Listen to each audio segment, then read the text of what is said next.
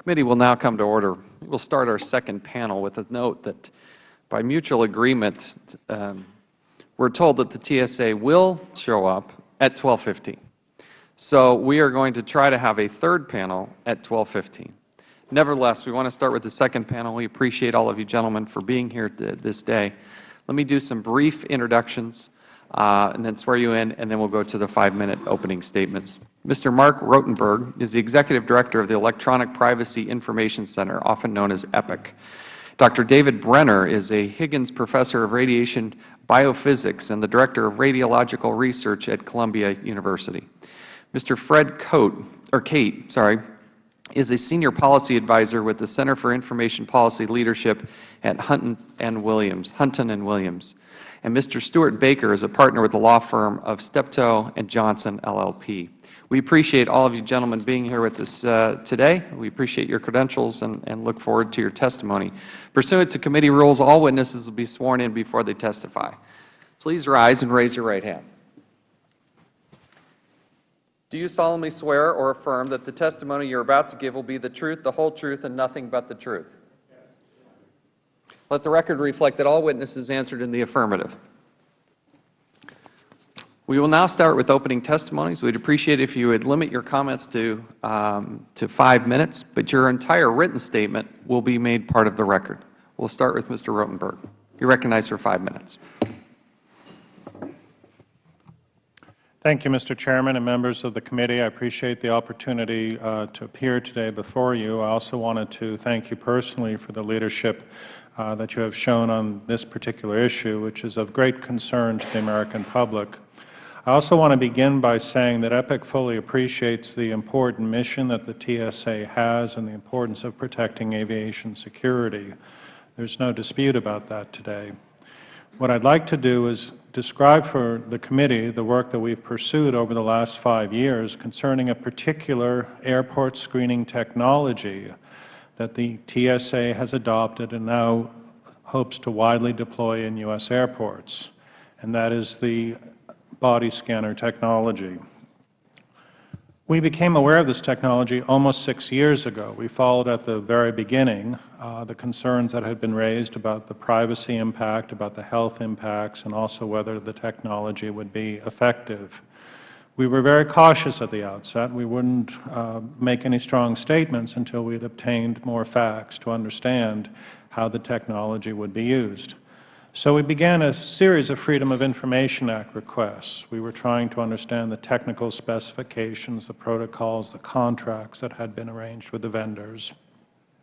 We also began to work with expert organizations, civil rights groups, groups across the political spectrum, groups that represent passengers, groups in the travel industry.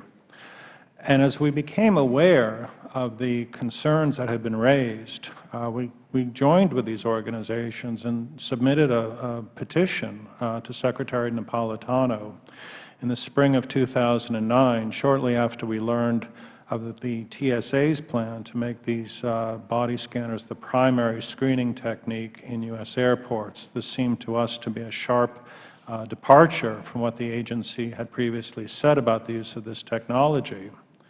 And so 30 organizations wrote to the Secretary in the spring of 2009 and respectfully asked her to conduct a public rulemaking so that there would be an opportunity for the public to express its views on the TSA's program, and so the TSA's decision on those comments would ultimately be subject to some type of judicial review. We also in that petition urged her to suspend further deployment of the technology for primary screening because we felt the case had not yet been made that they were sufficiently tested. And I will say, Mr. Chairman, it was around this time as well that your bill, which you introduced in the House, passed through the House with more than 300 votes, which was essentially trying to drive the agency back to the same position, to keep these devices for secondary screening where they might be used for special cases. Now, the story actually gets quite a bit more interesting because in January of 2010, we obtained the first set of documents that we had requested under the Freedom of Information Act. And I've attached to my testimony just a couple of pages. We actually have thousands of pages that roughly fall into two categories. The first category is the description of the devices, and the second category is the many traveler complaints that the agency has received. Now, the description of the devices, and now we're talking about the procurement specifications and the vendor contracts, are very significant, because what these documents reveal is that the devices that the TSA described to the vendors, in other words, the specifications that the agency outlined, was for devices that had the ability to store and record and transmit images of the naked human body. Now, I'm quite sure there's going to be some back and forth this morning about what that means. The agency will say, for example, that they don't save the images, they store them for a temporary basis, and then they're deleted. But I need to make very clear at this point that we have done a lot of related litigation on this issue, and we've obtained, for example, from the U.S. Marshal Service, more than 100 images of a body scanner device very similar to the one used by the TSA. This is used by the Marshal Service in Orlando, Florida, in a courthouse. The images routinely stored and recorded. The TSA itself, subsequent to the documents that we obtained, acknowledged that, in fact, they were storing and recording images in test mode. And then when last year, I believe Chairman Thompson pushed them a bit further on that, they also acknowledged that they were storing and recording images in training mode.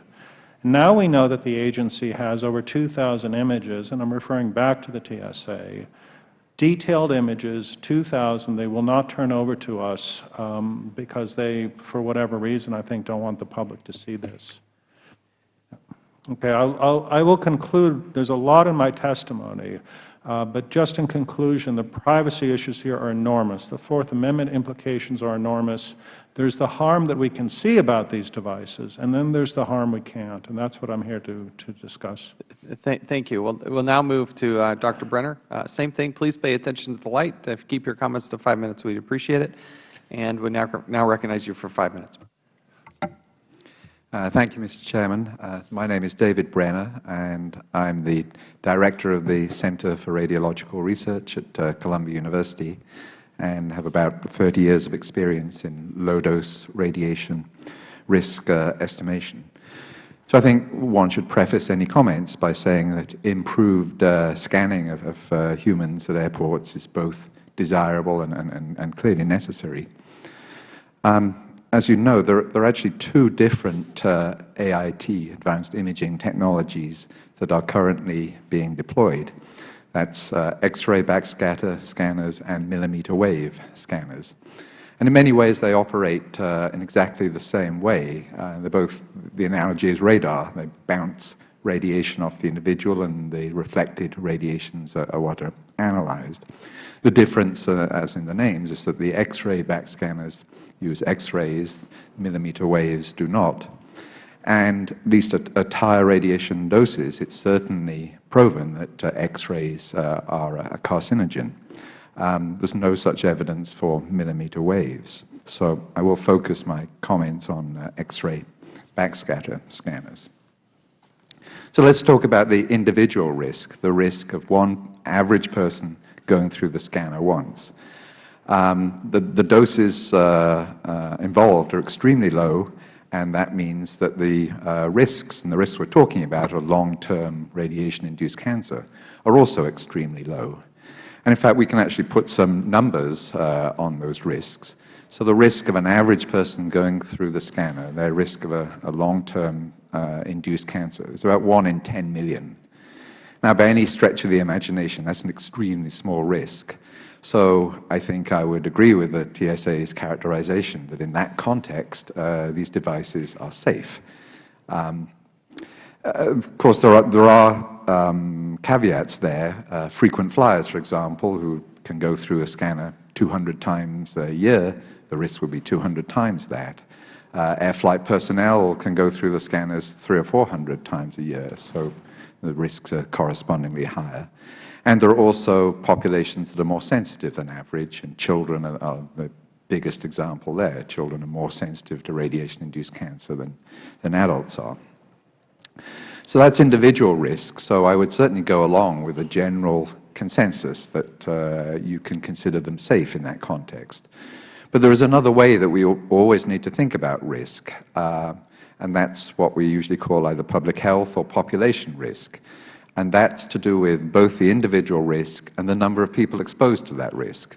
If you have a small risk, but only a few people are exposed to that risk, there's not much public health concern. But if you have a small risk and very large numbers of people exposed, then you get a public health concern. And of course, the issue here is that the TSA's plan now is the goal is to have everybody scanned with these new technologies. And number-wise, that means 700 million scans a year at the moment, increasing in a few years to 1 billion scans a year. So we're talking about an extraordinarily large number of scanners. And you can make a population estimate. Well, how many cancers would you think would be produced by a year's worth of scanning if you had 1 billion scans? And the answer is around 100. 100 cancers a year produced by 1 billion scans. It's important to stress there's a lot of uncertainties involved in that number, but it's the best we can do, and it's done with fairly standard approaches. So even with 100 cancers a year, you could certainly make the argument, well, we're talking about risks and benefits here. The benefits of not having our airplanes blown up would in fact counteract that relatively small risk. But because we have two technologies here, the millimeter wave scanners and the X-ray scanners, and both are apparently equally effective at doing what they're designed to do, but the millimeter wave scanners do not have that potential for a long-term population risk, but the X-ray scanners do.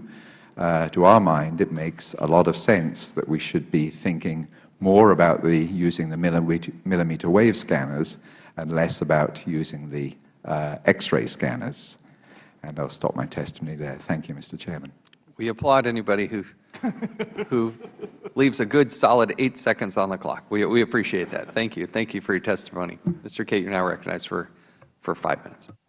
Thank you very much, Mr. Chairman. Can I have his 8 seconds as well? You have just they've come and gone. I would also like to thank you and Mr. Tierney and your colleagues on this committee. This is an extraordinarily important subject because the TSA is an agency that touches probably more Americans than any other agency, which has the power that it has. And now, of course, it is touching them far more intimately and in an environment in which they either choose not to fly or to be subject to that scrutiny. And because so much of the work they do is governed by policies and procedures which are not made public, the review data on this equipment largely not made public, the oversight of this committee is exceptionally critical, perhaps more so than in any other area. I've been asked to address AIT effectiveness, and this is a somewhat complicated issue because we can talk about the effectiveness of machines, or we can, I think, more profitably talk about the effectiveness of the machines as they add to a system of security that the TSA is carrying out at airports. And it is in that latter context that I think we can say quite safely that AITs have introduced a distraction into the security system that may actually be weakening rather than enhancing our security at airports. It's useful to remember what AITs do. They do not detect explosives. They do not detect firearms. They do not distinguish dangerous from ordinary materials. All they can do is identify what they consider to be anomalies on the body of a traveler. Now, that's a pretty limited function. It means if the traveler secretes something internally or even in his or her mouth and closes the mouth, they can get through security without the AIT detecting it.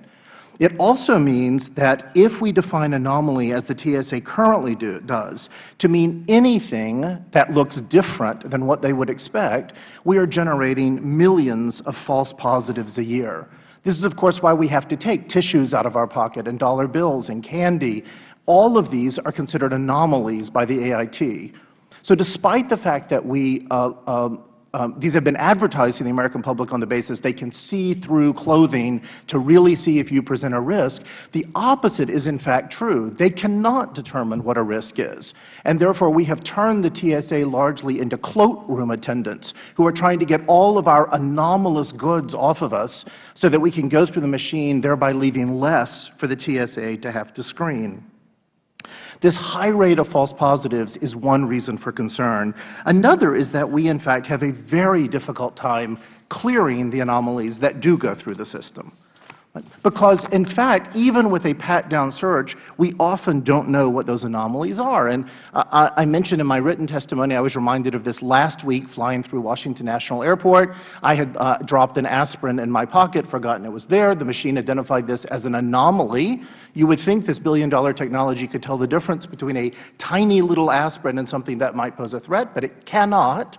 So therefore, this required a pat-down. The agent pulled it out and said, "What is this?" I said, "An aspirin." He said, "Thank you, go right on through." Of course, he had no idea what it was, right? Once I had been subjected to the search, whether it was a dangerous chemical, whether it was an explosive, no earthly idea. He simply let me put it in my pocket, and I walked through. The search had gained us nothing. That is actually true, and following on our first witness this morning, with most medical devices. And I experienced this as a diabetic who wears an insulin pump. So I walk through. If I have the insulin pump on, I am then either subject to a complete pat-down, as if for some reason having an insulin pump makes it more likely that I will be a terrorist, or if I take the insulin pump off, I'm still left with a plastic cannula in my stomach that carries the insulin. This, of course, is an anomaly. I then become subject to another pat-down. The agent feels it and says, "What is that?" I say, "It's a cannula." Okay, 8 out of 10 have no idea what that is anyway. They say, "Thank you very much." They're invariably polite, and I walk on through. Right, 1 out of 5 say, "Oh, you're on an insulin pump." They're invariably polite, and I walk on through. Now, when I ask the TSA what it is about cannulas that they're so worried, they say, "Well, we're worried you might have bombs inside of you, and this would be the mechanism for setting it off." I have no idea how great that threat is. I do know that agent has no idea at the end of the AIT and the search whether that is true or not. All they know is that they detected a plastic piece of tubing coming out of my stomach, and I gave them an excuse for it. Now, let me conclude by saying I, too, am enormously respectful of the difficult and important job the TSA has, and would also comment on the extent to which so many TSA agents that I encounter are invariably courteous and I think extremely well-intentioned. I think they are as frustrated as we are by the irrational policies they are being asked to carry out. Thank you. And even more impressive, only 1 second on the clock. The Chair cannot thank you enough for wrapping up your testimony. I challenge Mr. Baker to beat that goal here as we recognize him now for 5 minutes. Push the button there. Yes, I appreciate being here. I'd like to just make 3 or 4 points. First, we obviously can't start this analysis by what we'd like TSA to do. We have to start with what al-Qaeda wants to do, and al-Qaeda clearly wants to blow up planes over the United States if it possibly can. It's very conscious of what our security protocols are, and it shapes its weapons to meet them. If we stop looking for shoe bombs, they're going to use shoe bombs. If we stop looking for underwear bombs, they're going to use underwear bombs. Given that, my second point is, with that constraint, knowing it has to look for those weapons, and with one big caveat, TSA's measures are relatively effective and appropriately shaped to the nature of the threat. They have only changed their protocols by and large in response to demonstrated threats. There were actual plots that could have brought down planes, and by and large each of the changes they've made is aimed at finding those particular weapons. I won't go into the privacy protections that have been built into the AIT systems. You'll be hearing from the TSA about those, but they're by and large effective. I've been through pat-downs. I think I would take issue with the people who describe it as akin to a sexual assault. I thought it was very professional, and while I would much prefer to go through a scanner, the pat-downs are not a shocking experience. At least they were not for me. But let me return to the caveat, because I think there is a way in which TSA is not doing what it should and could. It is still looking for weapons. All of the measures that it has adopted since 9/11 are focused on looking for weapons. And as Representative Cisna said, the result is we're all treated as though we're potential terrorists. We're all suspects. We're all treated the same way and screened in the same fashion. we do not look for terrorists. And that's the reason TSA does not look for terrorists is it doesn't know enough about the people that it is dealing with to actually identify even a risky traveler. It doesn't know as much as a state trooper who stops someone on the highway knows about the person they've just stopped. It certainly doesn't know as much as other DHS elements like the Customs and Border Protection Agency know about people coming across the border, where in fact they know more and are able to move the travelers much faster. It doesn't even know as much as United Airlines. If you said, who is going to do a better job of using data to find terrorists? United Airlines would have more data to use than TSA. This does not make sense. And that brings me to my last point, which is that we've probably taken the search for weapons as far as we can. I know there are people who think that we've taken it too far. There certainly are possibilities for weapons. I don't think we've yet developed Fred Kate's aspirin bomb, but there are certainly possible weapons and places to hide them that our search for weapons is not going to find them. And therefore, we're going to have to spend more time looking for possible terrorists, risky travelers. And I would submit that most people who travel today would say, if I could give information, if the fact that I was just discharged from the hospital after an operation was information that was available to TSA so they could verify my story and speed me through the line, that would be a much better step than having everyone screened in the fashion they're currently screened. And so my suggestion for this committee, for the Homeland Security Committee, is that we allow TSA to set up some voluntary programs. We're already giving people a choice between a pat-down and a scan. Why not let people say, you know, you can have my travel information, you can have some basic background information on me. If that will make the screening more effective and faster, I'd rather do that than go through the scan every time or the pat-down every time. And so my suggestion for ways to improve the system that we have and potentially reduce some of the intrusiveness of some of the screening is to begin a process in which people can voluntarily agree that they'll give up information in exchange for faster screening. Thank you. Thank you. I continue to be impressed by the prompt nature of our panel. I would duly note that for future panels moving forward. Nevertheless, we would love to move to the questioning phase. I'm going to start by recognizing myself for 5 minutes. Mr. Baker, I think you make an important point, that there are many of us that are concerned that what happens at the TSA is more TSA screening theater than it is about truly targeting and highlighting those that pose the greatest risks. I, for one, believe that the challenge before this country is how do we become more effective and less invasive, that we should not have to give up all of our personal privacy in order to secure an airplane. Nobody needs to look at my kids or my grandmother or whatever naked in order to secure an airplane. And we as Americans should demand that we raise the bar on both and protect people's personal privacy. And we shouldn't accept anything less. I would ask unanimous consent to enter into the record 3 articles that deal with the same topic. This first one, $19 billion later, Pentagon's best bomb detector is a dog. The Pentagon, having spent $19 billion trying to ferret out improvised explosive devices and the components thereof, have come to the conclusion that the very best way to actually find these bomb-making materials, whether they be in a car or on somebody's person, is the good old-fashioned dog. There's nothing like a good German Shepherd that can be a whole lot less invasive, much less costly. My fear is that what these dogs don't have, they don't have lobbyists. And I really do worry that we have propelled ourselves into this false sense of security that these machines work, that they're safe, and that we're not storing any images. And I have challenges on all 3 of those fronts because through my research and the information I've seen, I don't know that that's true. So again, I'd ask unanimous consent to enter these 3 into the record. No objection, but just a question, Mr. Chairman. Are those the actual studies or are those just articles about? Those are the articles referencing the study. Thank you. Without objection, they will be entered into the record.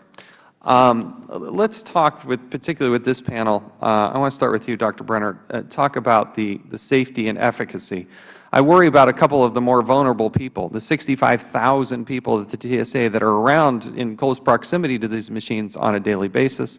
We also have people, pregnant women. We probably have pregnant TSA or TSOs that are there working at the airports. We have people with pacemakers, for instance. There was an article that was released, it was in USA Today, with a statement that came from TSA on a Friday saying that the machines that they had tested were emitting 10 times the allowable dose of radiation, or the normal dose of radiation. Do you have any insight into the release of that data and that information? Well, coming to your final comment about the factor of 10, my understanding is it was an arithmetical error in analyzing the data, and probably Are you aware of who actually conducted the tests on the machines? No, I'm not. My understanding is that the people that actually conducted the test on the machines was the manufacturer of the machines. Do you have any insight as to whether or not that's how that strikes you? Well, it doesn't give you a great deal of confidence, of course.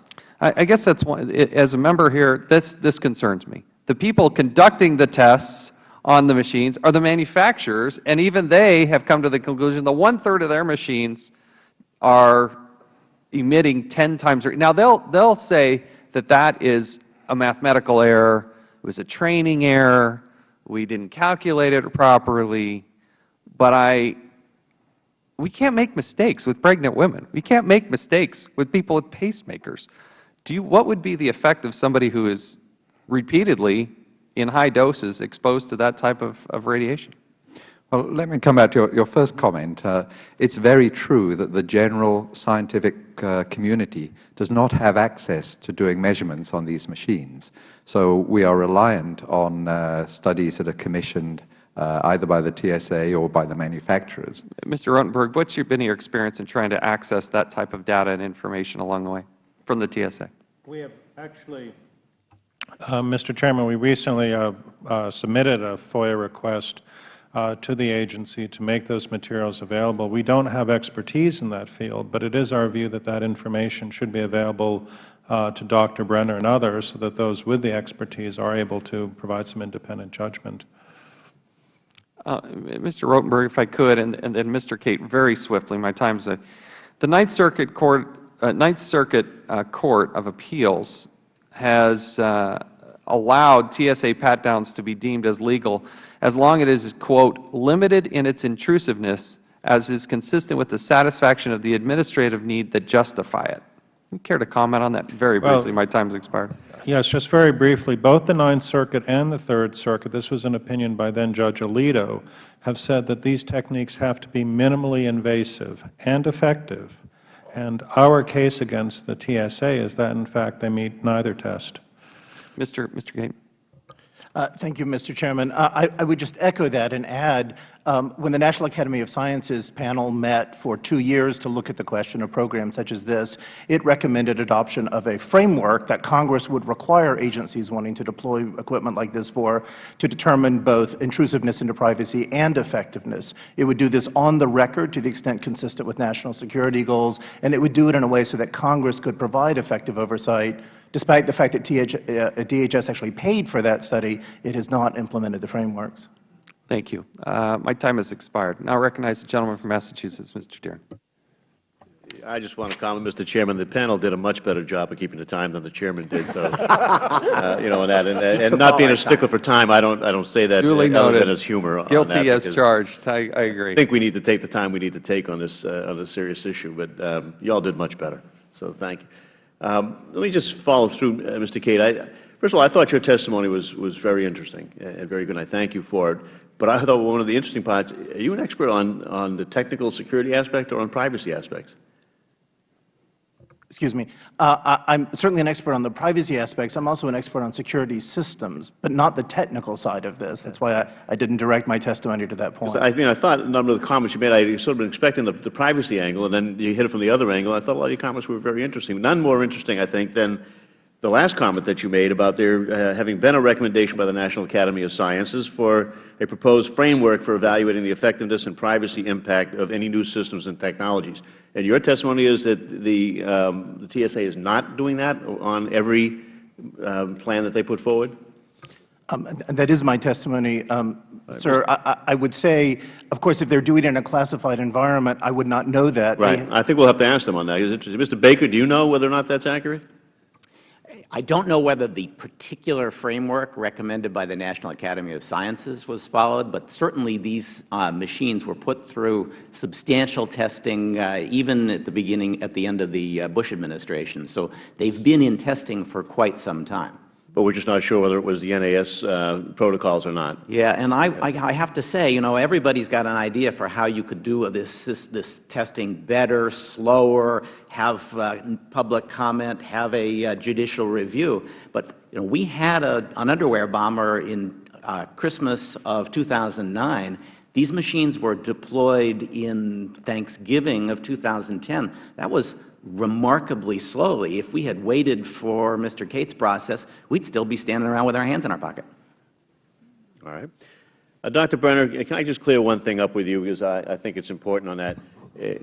To my knowledge, nobody refutes the fact that there was a mathematical error made by the manufacturer when we tested that. Am I right in saying that? Yeah, I believe so. Okay. I mean, I think it's important that we understand what the situation is, but there was a mathematical error, and whether or not that makes them really, really, really bad on math is one question, but I think we should just get the facts on that. Now, your testimony raises really potentially serious public health concerns, so I want to make sure I understand it correctly on this.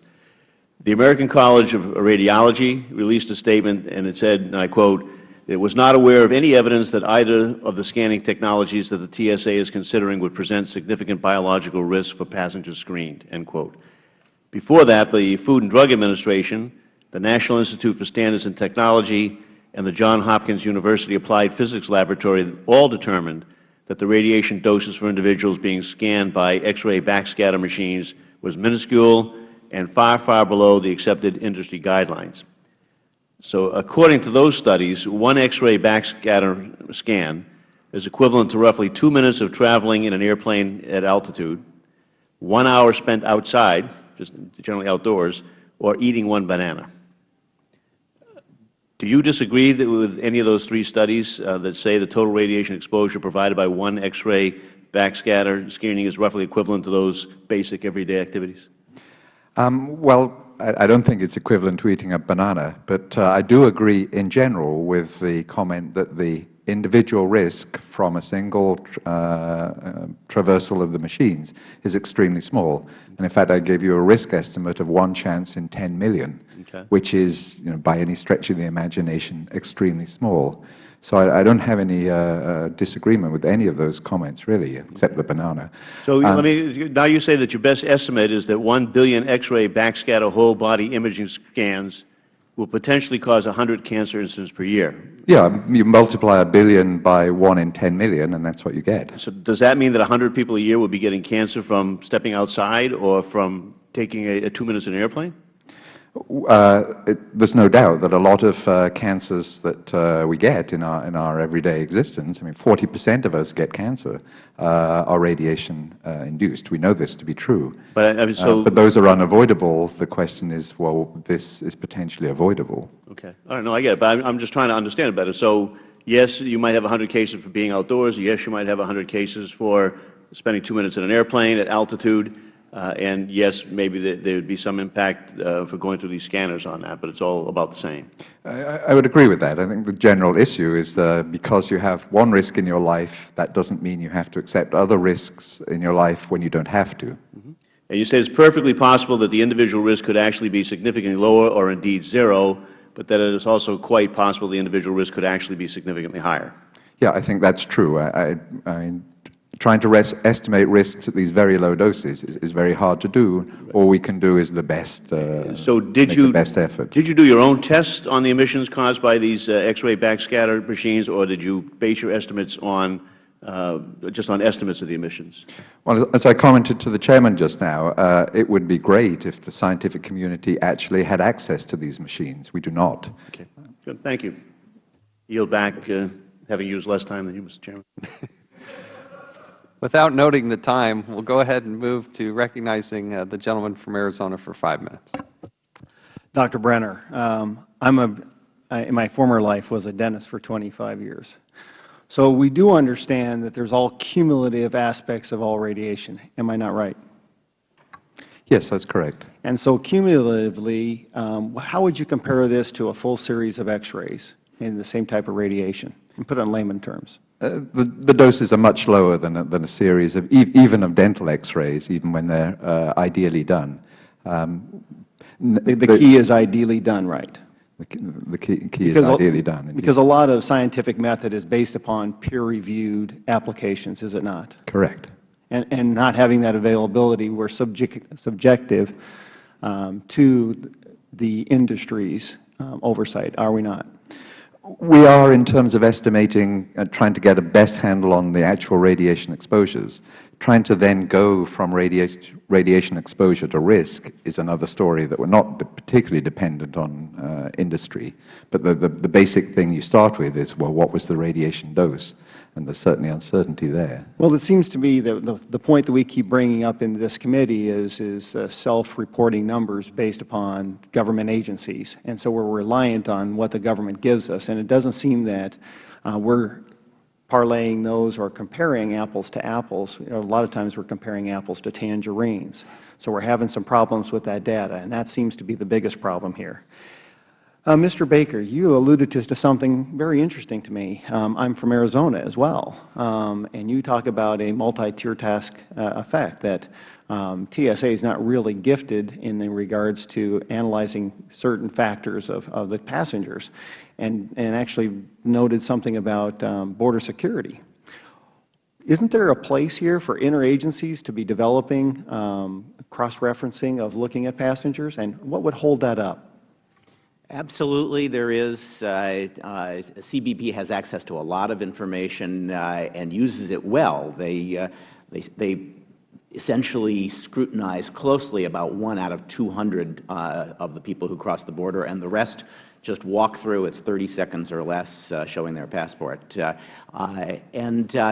Providing more of that information to TSA so that TSA can make decisions about the kind of screening it will do for passengers is something that should happen. It has begun to happen, I understand, in the context of flights from Europe to the United States. That is to say, it's not so much that the information is shared, but that there are shared decision-making processes.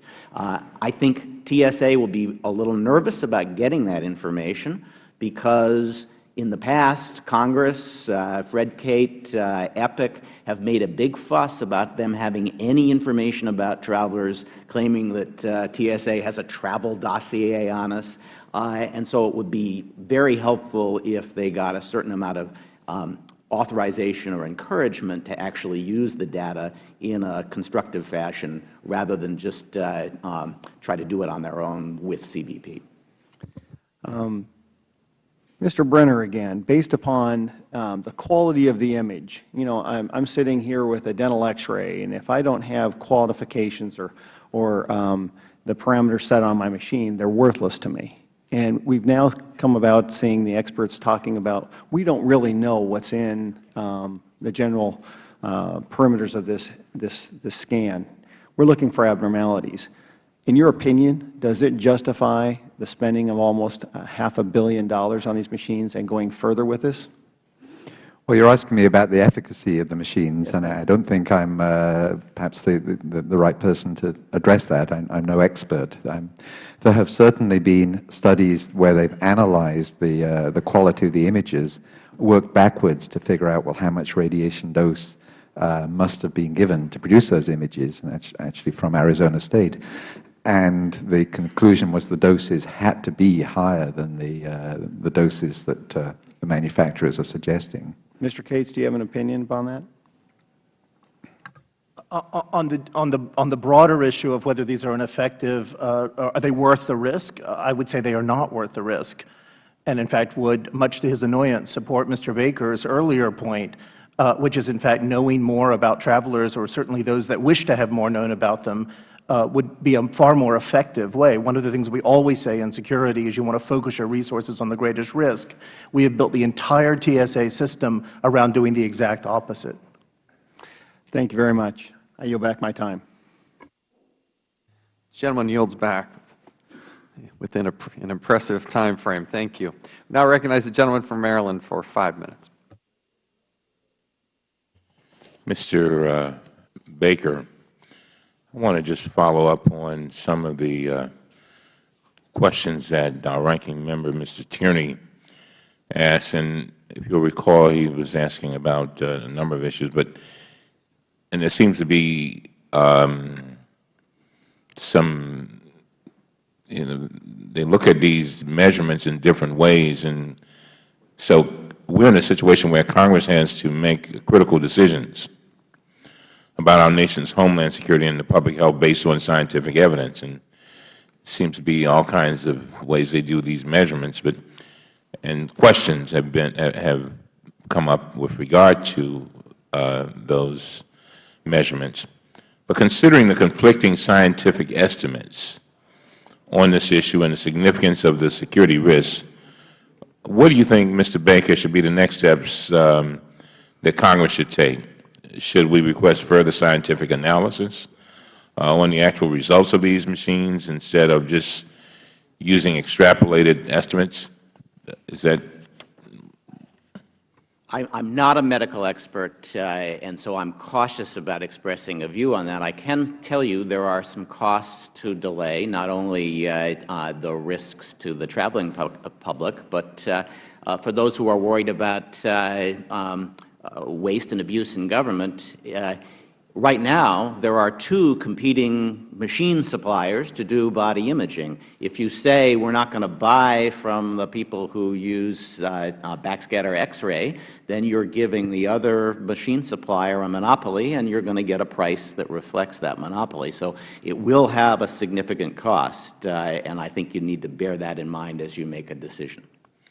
Well, Professor Cade, a privacy law professor at Indiana University has stated in his written testimony, and I quote, "Advanced imaging technology is generally not effective at contributing to greater security of airplanes and airports.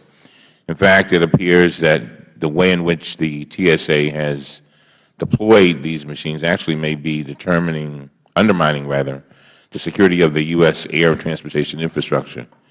End of quote. Mr. Baker, do you agree with Professor Cade's assessment? No, I think that these clearly add to our security.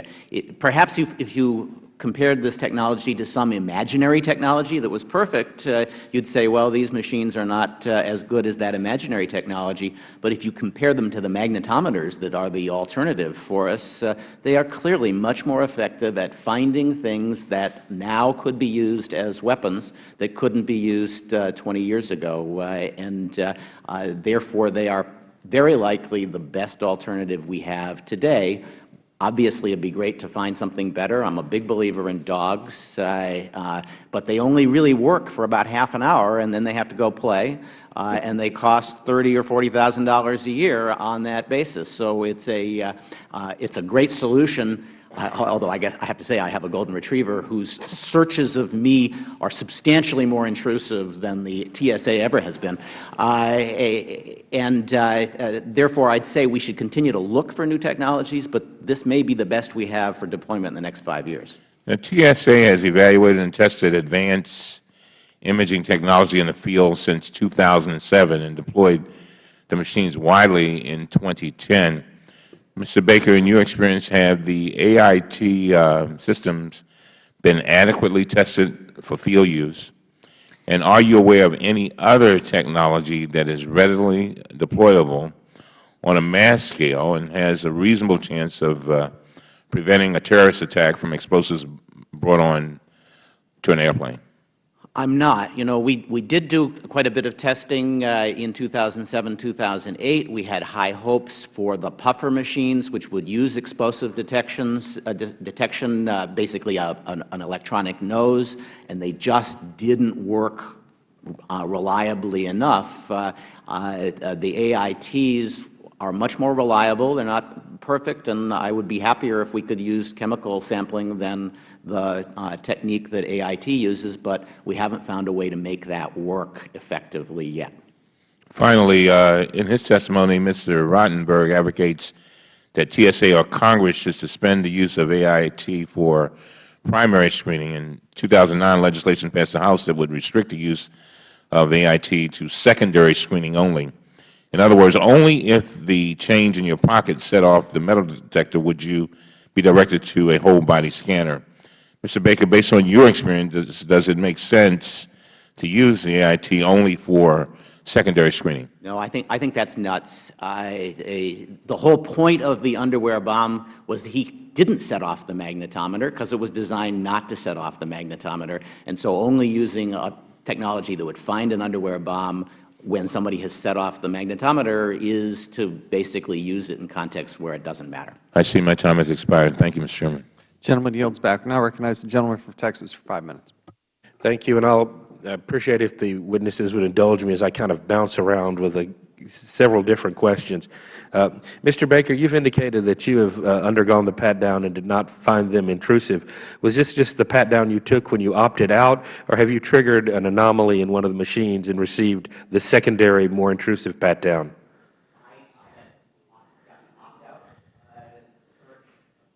I've gotten the opt-out search, and I have set off the anomalies with change in my pocket, but the search consisted of having to show what had set off the anomaly. So I'm confident there are certain kinds of anomalies that would produce a more detailed search, but I haven't been through it. I have. You don't want to be through it. This one is to Dr. Brenner. Have you done any studies in regard to exposure of the TSA agents who are there? I know in typical radiological applications, X-ray technicians are required to wear detection devices to determine their cumulative exposure to radiation.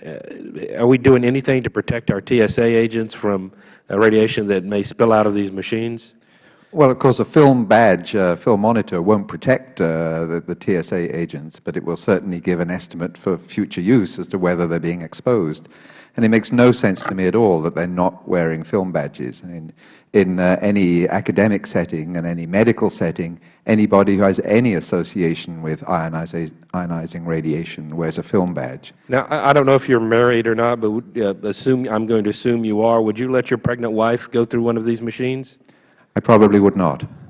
Okay. And you indicate that the back scan or the back spatter X-ray is more dangerous than the millimeter wave technology. Are there any risks associated with the millimeter wave technology we're aware of at this point in time?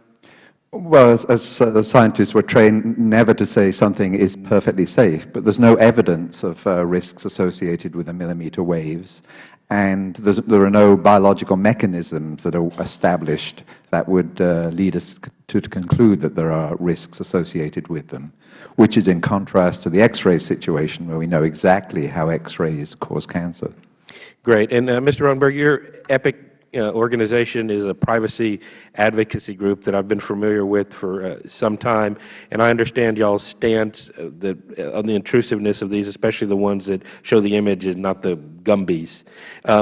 What would your organization's stance be, or if you can't speak for your organization, your personal stance be on actual a voluntary trusted traveler program where the government is able to database certain information about you to allow you to bypass this type of invasive scanning? We've studied those programs as well, and I think what we've concluded is that there's simply no silver bullet. For example, the Clear Traveler program, which was a registered traveler program, that company, which had collected a lot of biometrics on frequent flyers, over 100,000 deep background checks, so that they could get that certification and go through the lines more quickly, actually found themselves in financial trouble. And they went out of business right after I gave them my credit card. Yes. So I can sympathize with that. But you see, the story gets worse, because having collected this extraordinary amount of personal information used to conduct the authentication in the airport, That was their chief business asset. And they turned around and wanted to sell the database that they had acquired on American travelers. And it took a class of the customers of the company to actually go into court in New York and say, you can't do that. You can't sell our personal information that way. So my warning here, and while I don't actually disagree that I think a lot could be done to improve the assessment of passengers, it's one of the recommendations of the IATA, this particular approach has been tried. And there are some risks. Do you think the airlines might be a better organization to do it? I know Continental Airlines keeps pretty good track of me, and every time I get 35,000 miles, they give me a free trip.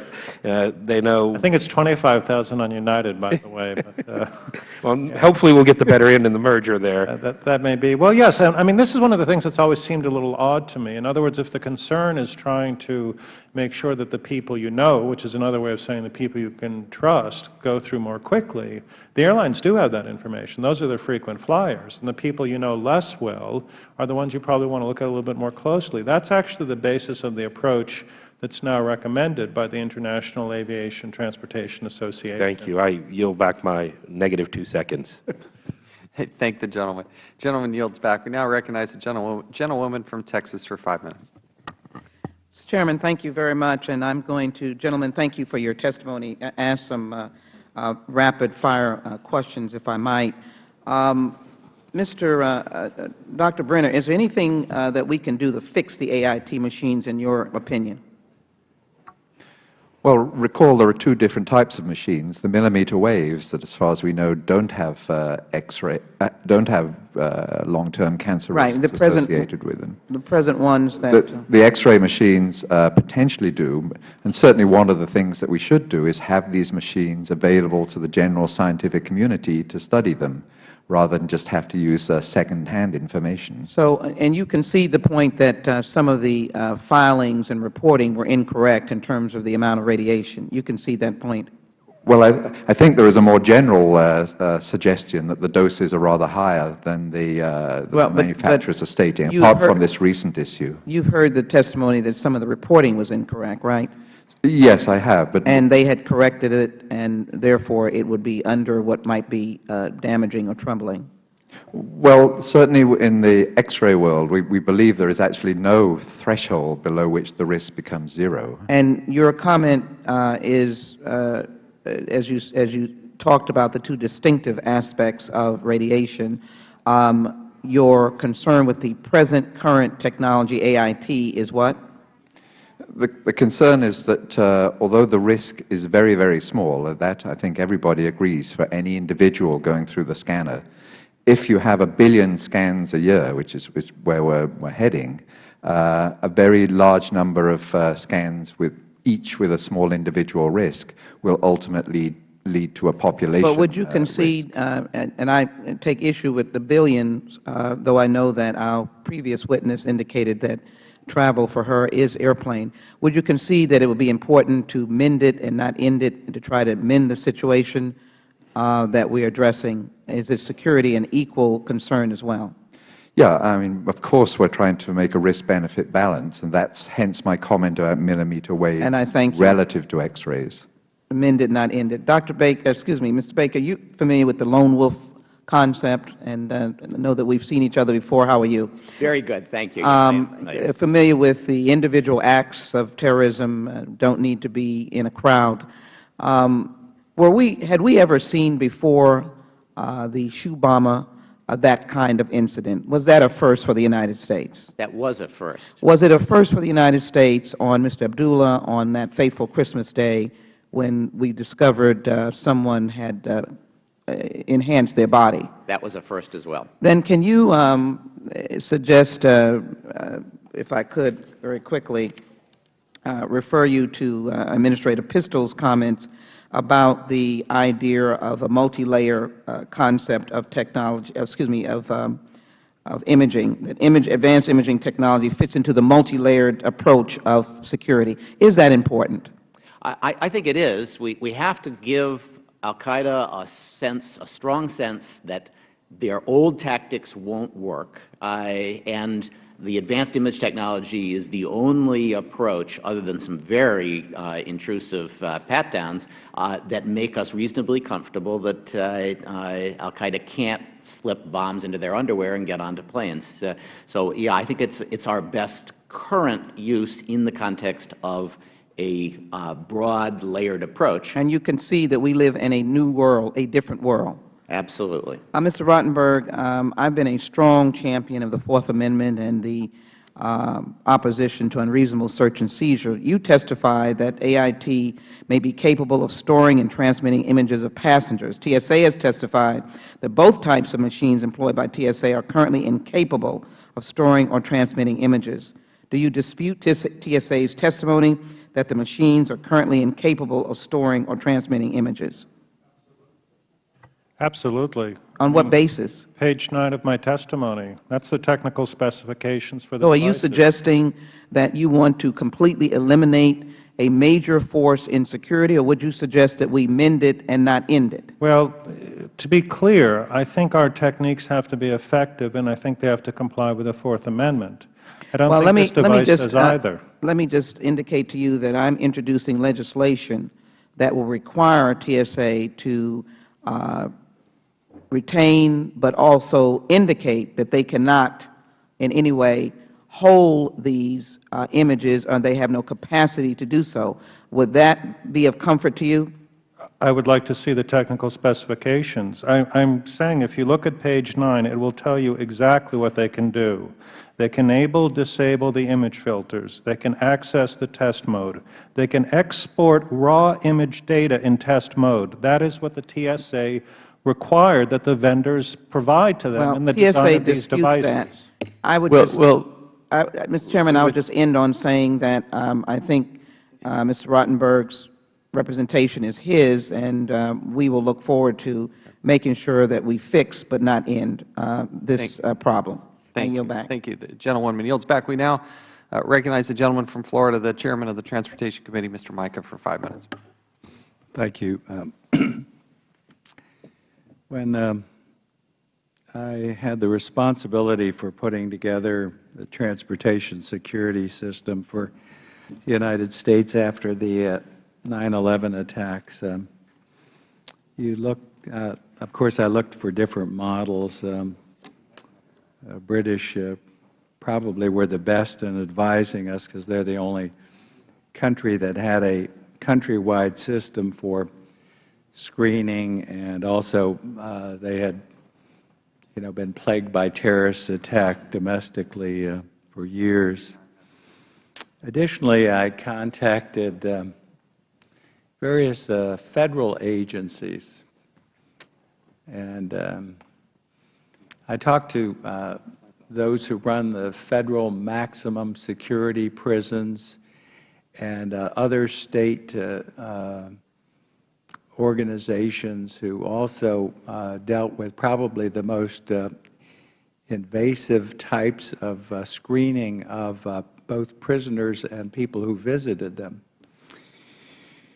And I was told by them that even with body cavity searches, which I don't even want to describe here, with screening with electronic equipment, that both drugs, contraband, weapons all penetrated the system. Been a strong advocate of using whatever means we can put in place that would provide us security, and I do believe in a layered system. But we have launched several efforts, very expensive. When the Chechen women bombers destroyed aircraft, we were seeking a quick solution. We knew we didn't have deployed at the airports the equipment, and I was told the puffer would be the answer. I went to New Jersey, and they tested the puffer. Went through the puffer at least 3 times with some material that should have set it off. None of the 3 times did it set it off, but I was assured it was just a technical problem. and that they would be used. They started, as you know, an expensive deployment.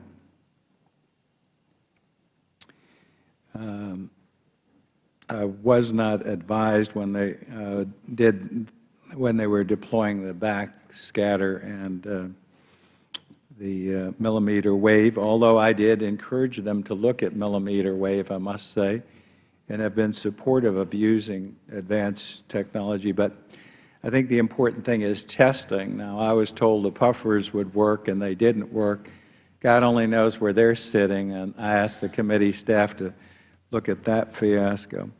Now we're buying a $500 million worth of equipment. I've had that equipment tested. The results are classified, and I asked the members to review that.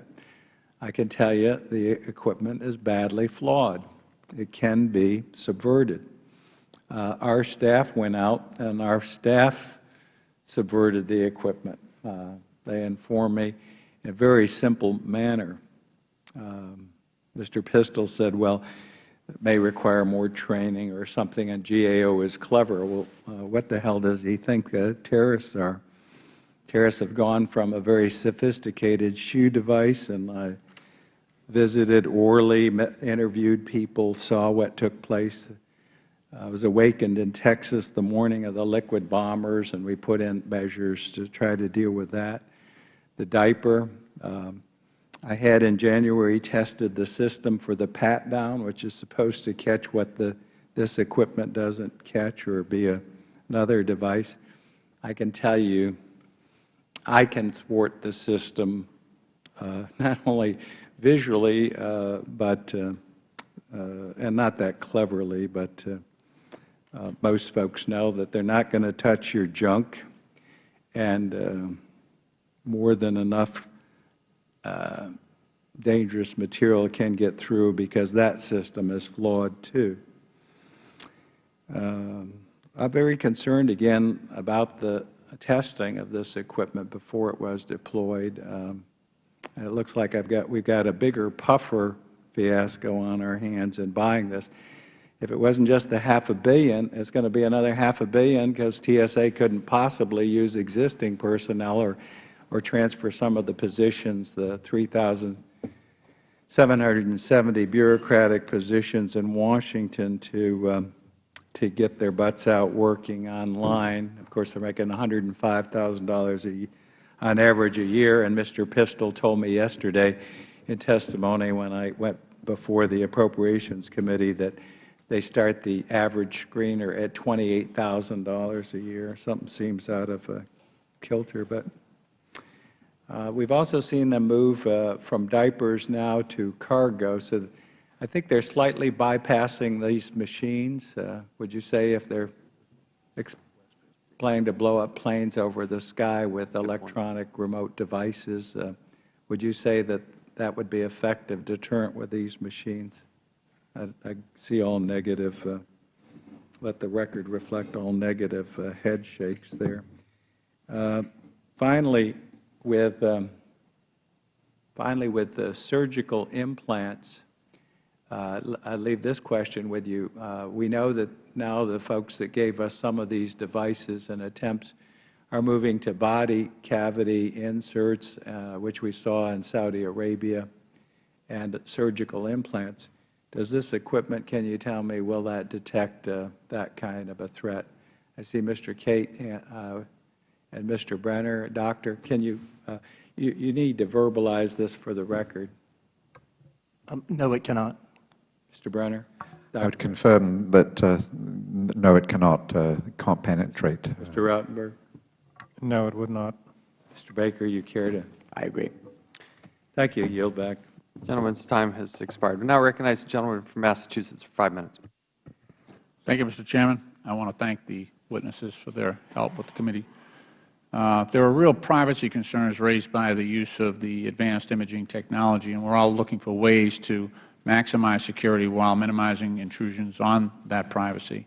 I understand that TSA is currently testing software commonly used in Europe on AIT machines that shows only a screen with a human stick figure on it, something like this. Actually, this looks more like Gumby than a stick figure. But this is a way of identifying an anomaly on a passenger without revealing, particular details of that person's body. And I think it's a better way from a privacy standpoint to allow an officer to physically inspect the area of the body where the anomaly occurred. But at no point in this system would any human being ever see an actual picture of the passenger being screened. And once approved, TSA would be capable of deploying this software across many of its machines in a matter of weeks or months. Mr. Rotenberg, would the employment of this software resolve the principal AIT privacy concerns raised by EPIC in your litigation against TSA? Yeah, Mr. Lynch, it wouldn't. And let me just make a few brief points. First of all, regarding the European experience, it's important to note that very few European countries are adopting AIT. Manchester Airport has it. Schiphol has it, which is where the automated target recognition software is being deployed. Italy tried it and then dropped it. We're really alone right now at this point in treating air travelers as we do in this country. But people do point to Schiphol because they have deployed ATR. Now, it's a different configuration. The other thing that you need to know about this is that the TSO will not be in a remote viewing location. The TSO will actually be standing now in front of the passenger, looking at the so-called Gumby image, and then identifying on the person now in front of them, by the way, those areas of the body that alert for an anomaly. And that will then lead to the subsequent pat-down to try to resolve what the anomaly is. Now, you could say that that's less intrusive because the image is not as detailed, but of course what the TSA told us previously was that the reason they had the TSO in a remote viewing facility was to avoid the problem of the TSO viewing the passenger. Now you're back into that realm with the ATR. The other problem is that the devices will still record the image in its unfiltered form. All of these techniques, the ATR is simply a photo processing technique. It's a bit like when you have a digital camera. You take a color photo, you can make it black and white, you can invert it, you can add sepia tone if you want to. But what you started with is the actual image, and that's still what TSA will have, and that remains our concern. We think more needs to be done to try to resolve the problem of the unfiltered image that the devices will capture. I see. But in terms of, well, let's if there's no need, if they're not using the detailed image to make their assessment, I'm assuming that it would be less problematic to get rid of that part of it then. Well, you see, it's a bit of a trade-off. The image that's displayed on the screen will be less detailed, no dispute. On the other hand, the image that's captured will be the same, and the TSO, instead of being in a remote room, will now be in front of the passenger. So that's roughly where you'll end up. Well, the current system, the TSO is in front of the passenger. They have two, actually. There's the TSO in front of the passenger, and he's communicating by headset with another TSO who's in the remote viewing room. And the TSO in the remote viewing room says, we've got a problem under the right arm. You need to look there. But what I'm saying is that neither TSO under this scenario would be looking at the detailed image of the passenger. That's correct. It will be a generic figure. Now, I will say that I don't see how the privacy dimension is encountered here. If both TSOs are looking at this, right. What does it matter whether the person's in front of the passenger or not if they're not looking at a detailed image of the passenger? Well, because the device will capture. I understand that part of it, the technology, right. And they're not using the detailed imaging for any purpose in this process. So I imagine that could be deleted. It could be. I want to point out also, in terms of the rollout of the ATR, when Administrator Pistole was asked about the use of this technique last November, I think this was in front of the Senate Commerce Committee, he expressed a lot of concern. He said it was, at least in testing, creating a lot of false positives. Now, it may be that TSA has solved this. My time has expired. Thank you. Gentleman yields back. Now I recognize the gentleman from California, the chairman of this committee, Mr. Issa, for 5 minutes. Thank you, Mr. Chairman. It's really been helpful to hear the questions and answers coming before this, particularly, Mr. Lynch, I appreciate yours, and I certainly appreciate the Transportation Chairman, because I think a lot of people have worked hard on understanding how thoroughly useless this technology currently is. Now, that's an assumption I'm making, but let's walk through it so that I make sure that I have an agreement. At the current time, with 57,000 TSA professionals, we only check a small fraction of the passengers. Isn't that true? If you look at all the places, including San Diego, where, to be honest, we have all of them, all the stations are there, except in order to not back up well past downtown San Diego, they do random, they do anecdotal, if you will. So, first of all, from a security standpoint, we are not secure if the vast majority of passengers do not go through these if they are necessary. Do you all agree with that? Yes. Okay. No, Second, I'm sorry, I don't agree with you don't agree. You think if we just pick up half of the people, we're going to stop a bomb? Random screening has a real value for deterring terrorists. They don't want to take the risk that they'll get picked up by the random. These people are willing to blow themselves up, and you think they're scared of getting caught. Absolutely. They do not want to get arrested and fail. And so, random screening does have a place. I would prefer that the screening be based on real let's continue along, because this is the old problem we have. You take away all of our civil rights, and you say, but it has some value, but certainly not enough. Crazy people who put shoes in their bombs, you're saying that they wouldn't have done it if they thought they might be caught. Is that right, Mr. Baker? They wouldn't have done it if they thought they might be caught? Much less likely to try that, yes. Okay. So we'll assume that these products cut in half the likelihood of a bomb blowing up an airplane. We'll give you that. Is it worth 57,000 TSA individuals and the countless billions of dollars to cut in half but not even come close to eliminating that, would be my rhetorical question.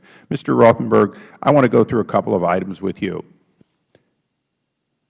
If it is possible to have technology do completely automated check using something similar to these products so that there is no human element except an X in the case of a high likelihood of something which is a legitimate anomaly, would you say that when that technology is ready to be used, you would consider it, if it met all of those requirements? I just want to quantify that you're not being unreasonable. You simply want a technology that currently doesn't exist. Is that right? Mr. Chairman, I don't think the technology has to be perfect. I don't think it would be realistic to expect a technology to be perfect. I think what I've suggested, as Mr. Chaffetz has, is that the technology should be effective. I think that's reasonable. And I think it should be minimally invasive, because that's what the courts have told us at the Fourth Amendment. And at the current time, the false positives are huge. I've watched them. I mean, it doesn't take much to go through these lines and see every third or fourth person who actually goes through the machine in a secondary. And by the way, that's after they pause and wait for quite a while before they're allowed to go forward. Mr. Brenner, I'm particularly interested because of your, Dr. Brenner, I'm sorry, your knowledge and experience. Do you remember the fluoroscopes of yesteryear and what they did to people who had their shoes fitted using that technology? Oh, yes. And those devices continued to be used well after it was pretty well established that there was a risk associated with them. And my understanding is not only did they increase the likelihood of cancer for those who were having their shoes fitted or those who were using it more often, but they created almost certainty that a shoe salesperson over time would have doses likely to give them cancer and some other problems. Isn't that true? You're right. The biggest doses were to the salespersons rather than the individuals getting the foot examination. So clearly these products, although they may be less than the fluoroscopes of old, they're showing about the same thing. They're designed to show about the same thing. They, in fact, represent a high likelihood that our 57,000 TSA individuals who are not badged to see if they're getting excess dosage are getting dosage far higher than the rest of us would, even as frequent travelers. Well, I'm not sure I know the answer to your question as to whether Well, it's really just a high simply that- likelihood. But they're getting higher dosage. Almost certainly so, but I think we need to measure those doses. Well, and that's one of the points I think this committee has an obligation to do, is to see that the measurement begins immediately, even if these things are not going to be stopped. Let me go through one more item. I was like Mr. Farenthold, I was a clear passenger. I gave them my retina scan. I gave them all my fingerprints, and I was dismayed when I found out that they thought they were going to sell their asset that, in fact, I'd paid to give them. Which is what made me a little worried about things more than I had been in this cyber era. But let me just ask the simple question, and including you, Mr. Baker, since you think that everything helps a little. False ID is easy to get. People get it every day, and they come to this country in vast amounts over the Mexican border a few miles from my district. The IDs that will let you come through the country illegally are the same IDs that TSA looks at with some level of, does the picture match? Anyone can print out a boarding pass. Anyone can take a boarding pass and effectively make a new boarding pass once you have a few of them. From a standpoint of the actual, is the person who they say they are, and are they actually on the flight that they say they're on, isn't one of the gaping flaws right now that when you go through security anywhere in America, they don't actually know for sure that you're who you say you are because the ID is questionable, and they don't even know that the ticket you have is valid for the flight you're on. Haven't we left gaping holes that should be filled first at a fraction of the cost of what we're looking at here today? Just quick answers from anyone that wants to partake, particularly you, Mr. Baker. Yes, for sure, bad ID is a problem.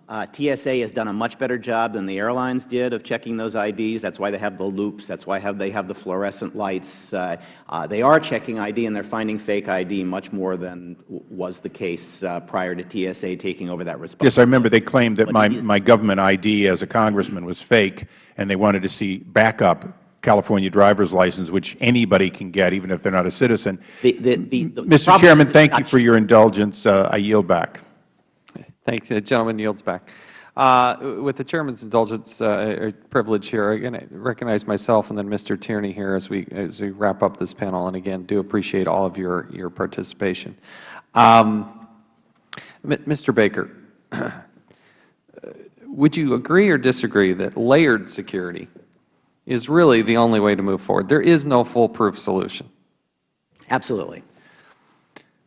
My concern is that these whole-body imaging machines, as they've been deployed, do give us a false sense of security, and in fact are in part security theater, as I call it, that don't necessarily give the degree of confidence that I would like in securing that airplane. Your concern is, but just by going through the metal detector, there are things that go undetected. But conversely, aren't there things that go through a whole-body imaging machine that go undetected? Absolutely. None of this technology is perfect. It's just that these body imagers are much more effective at finding the kinds of weapons we're worried about than magnetometers. So I guess, are you familiar with the Government Accountability Office, who issued an unclassified report in March of 2010? It said, quote, "It remains unclear whether the AIT would have detected the weapon used in the December 2009 incident," end quote. I'm aware of that, and I understand the argument that they're making. It remains unclear to al-Qaeda as well, I would point out. The important thing to say here is, since there's no perfect solution, we have to find a solution that is better than what we have, and we don't have something better than these machines today.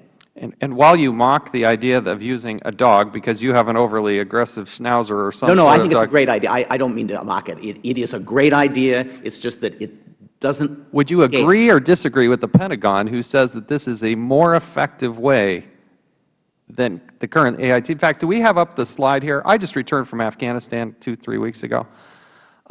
If we could pull up that slide. How many whole-body imaging machines do you think we've deployed to Afghanistan? I have no idea. Yeah. How many have we deployed to Iraq or Pakistan, where we have literally over 100,000 of our men and women in harm's way, where we have to deal with the threat on a daily basis? What I'm looking at is people who are really, truly concerned about what's going on in the green zones. They're dealing with these improvised explosive devices, which come at them in every way, shape, or form. We're not deploying whole-body imaging machines. We're deploying dogs. And to suggest that they only work for 20 minutes, I believe, is wholly inaccurate. I think the TSA is failing us because they are so insistent on technology. Technology for technology's sake doesn't work. Technology is great, but if it doesn't work, it's not so good. And what I worry about, as the gentleman from Massachusetts pointed out, in going to a Gumby-like type of thing, what if the technology is not working? So again, I wish there was a foolproof solution. I wish we didn't have to deal with the reality of the threat that there is truly terrorists that want to kill our people and blow things up. I worry, though, that the TSA is maybe a little too anxious to deploy technology, even though we know from a parallel experience in Afghanistan and Pakistan and whatnot, they're so quick to deploy technology at an enormous cost, an invasion of privacy, when there are things out there that will make us more secure. I show you this picture because, again, 3 weeks ago, they weren't importing whole-body imaging machines. They had dogs. We have the State of the Union here, one of the most highly secure events out there. They bring in the dogs. That's the point I guess I'd like to make. And I worry that we spent $30 million bringing in puffers with the suggestion that they would work, and then only to find out that they really didn't work. The last point, and Mr. Baker, I appreciate all of you being here. There was one part of your testimony that did trouble me. It was this part that you found that, and this is a quote from your testimony, critics are making a privacy mountain out of a molehill, end quote. You also said that privacy concerns are, quote, counterproductive. And in this day and age where we're trying to balance the Fourth Amendment, the right of Americans to be secure, how do you justify saying that the privacy concerns are counterproductive? We heard a testimony from Representative Cisna here to say that critics are making a privacy mountain out of a molehill. Absolutely, because if we had listened to the privacy advocates, we would have no machines deployed. We would have no protection against the kind of bombs that were used on December 25th, other than magnetometers that do not work. That's the result of privacy lobbying, and I think it's counterproductive. Well, I, for one, wholeheartedly disagree with you. I think that a lot of people have offered a reasonable use of certain machines in certain instances. I, for one, believe that as a secondary screening device, that the whole-body imaging machine does have a certain place. Somebody has a hip replacement, a knee replacement. I think that's a productive use of those. I guess the question or the encouragement I'd have moving forward is to try to find the balances between the Fourth Amendment that we have, increasing the security of the airport, lessening the evasiveness. That's, I think, what we should all be striving for. I now recognize the gentleman from Massachusetts, Ranking Member Mr. Tierney. Thank you, Mr. Chairman, and thank our witnesses again. Interesting idea on this. I don't know if anybody on the panel has the technical expertise that warrants this as a fair question of them, but I think, Mr. Baker, you may either have it or be as close as anybody on this. Would the AIT detect, or would it have detected a powder or a liquid explosive? My understanding is that it can detect unusual bulks and volumes and different textures that don't match the body or that are not, don't fit the body profile. But to some extent, there's an amount of judgment in that. And one of the things I worry about with these Gumby figures is the judgment is going to be made by the machine, and we have to be sure that they can do that right. So at any rate, it wouldn't identify it as a powdered explosive or a liquid explosive, just something that isn't normally on a body. We have to explore further. Could I speak to that, Mr. Tierney? Sure, if you have the expertise. Well, we've had the time to review the procurement specifications, and the question that you ask is actually on page 10 of my testimony. It's the key excerpt, and I can tell you, looking through the documents, that the problem, the threat assessment when the TSA began the AIT was plastic knives, ceramic guns, plastique, C4, dense nonmetallic images. That's what these devices are designed to detect. Okay. And you see the problem of PETN, which is the powder that was used by the trouser bomber and the shoe bomber, the devices were not designed to detect. So when you look at the research that came out post-December 25th, the GAO report and the academic studies, I mean, they're largely inconclusive, but they're inconclusive as to the fact that the powder would not have been located, and that's in the procurement design. Thank you. You know, Mr. Baker, I heard you say, make a comment about the millimeter wave versus the X-ray backscatter on that, in assuming, because I haven't heard contrary here, that both of them are equally as effective in detecting whatever it is they're detecting. The millimeter wave apparently doesn't raise any evidence that there be a public health safety problem here. But we buy both of them, am I to say under your testimony, because going to one supplier would keep the cost lower, so we may use one that has a public safety question and one that doesn't as a cost-effectiveness measure as opposed to any other reason to have both of them? As I said, there will be a cost to going to a single sole supplier for something as significant as this purchase. So we have to decide whether or not that cost outweighs the risk of one of them having that. Absolutely, and I think that the TSA view has been that they think that all the studies suggest the risk is close so we should explore that, I think, a little. And then finally, not to be contentious, Mr. Chairman, but just to, I think, raise the point that, again, we should go back to having some sort of framework for evaluating the effectiveness and privacy on everything. I know two things. One is there are 300 AIT machines currently deployed in Iraq and Afghanistan. It's not like they're just dogs over there. They've been used for the past 6 years. And I just quote from an article that appeared on March 1st of 2003 that examined the possibility of replacing bomb-sniffing dogs with handheld chemical systems.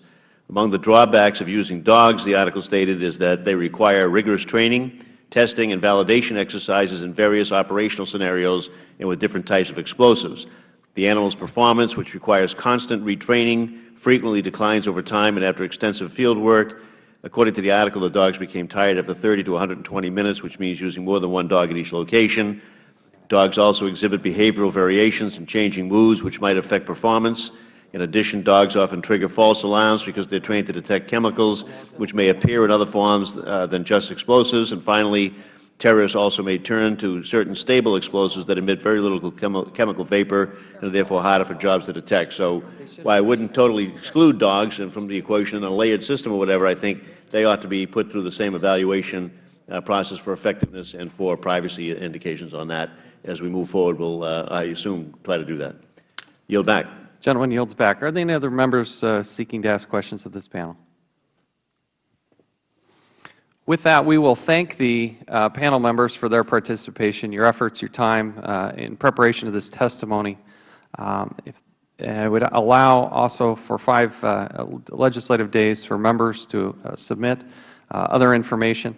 We would also ask and hope that you would cooperate. If members have additional questions, that they be able to submit those to you. If you can provide those answers back to us, we'll make sure that the other members of the committee have that. We thank you for your expertise, for your insight into this, and thank you for your time and effort to be here today. The second panel is adjourned. We had talked about, as they dismiss here, we would need some time to set up the third panel. But I've also come to learn that this committee room has been scheduled and has been committed to that needs set up and whatnot from 1:15 on. Consequently, it's going to be this chairman's prerogative to delay what was supposed to be 2 gentlemen from the TSA that were going to be here as part of the second panel, insisting that they have to have their own separate hearing and they can't be sitting next to somebody that they disagree with. That we are going to delay that third panel and we will reschedule it. We're hoping to do that the first week of April. Mr. Chairman, may I be heard on this? Sure. Mr. Chairman, I don't understand this at all. First of all, we have this whole discussion. We resolved the issue. We've asked the TSA to come over here today. They are here, so they came across to accommodate the Chairman and the rest of this committee. Having them on this panel now or putting them on separately now is not going to be a time factor at all. It will take about 1.5 minutes to put up new name tags, and then we would have 45 minutes minimally to have this hearing, which would have only extended this current panel 45 minutes. I don't think there's any real rationale for that. I'm a little upset that we went through the whole process of trying to be cooperative. TSA did come downtown. It would be effective to have them testify at this hearing. I just think it's totally inappropriate, and I don't think your reasoning is sound enough to give us a real true matter of why it is you won't let them proceed. I ask that the Chairman reconsider. that he allow them to come out right now. They'll have 45 minutes. If you want to bring them back again, if you feel that it hasn't given you a satisfactory opportunity to question them, I will agree to that, and we'll work that out for another term. But to send them away after having gone through that whole process this morning, bringing the chairman and the ranking member of the full committee in, discussing it out, having an agreement, inviting them down here, and then sending them away, I just think is totally inappropriate and disrespectful, frankly. Well, I think I appreciate the gentleman's comments. I appreciate the working nature that our staff and the members have here together. Nevertheless, I do believe that this is of keen interest to most every member that is on this committee. I want to allow adequate time to hear their testimony and allow members to question them. We are also, under committee rules, allowed to have multiple rounds of questioning. We certainly have, right now, just a handful of members here without any sort of notice that would give them adequate time. We have run over by a good 15 minutes, longer from the time that we thought we would start the third panel. In deference to those members who do want to participate on this panel and ask questions, given the late nature of which this second panel was there, and given the fact that they had notice, we had planned on, they had committed to being here for this panel number 2, they certainly had adequate time to do that. I don't want to jump around anybody's. Rather than relitigate that issue, we had that issue litigated. The gentleman will suspend. Well, I have a difficult time suspending. The gentleman will suspend. If you're not going to follow the rules and adhere to our agreement, then I'm not sure why I should agree to this. We did not. No, the gentleman will suspend. The agreement was that they were going to come here and participate on the second panel. Now, they refused to do so, and they came to that election by themselves. Was the chairman not present this morning when the agreement was made that they would come and testify? I was happy to yield. I will be happy to yield. Will the chairman yield? No, not until I finish making my... I'm not very happy. Until we finish my concluding, until I make these comments. We had anticipated that this panel would reconvene for panel number 3 at 12:15. It's past 12:15. It's, in fact, well past 12:15. The other thing that has come to light is we have another committee that has done research and work and preparation, and members have adjusted their schedules in order to accommodate that hearing, which is going to start, which would be less than an hour from now.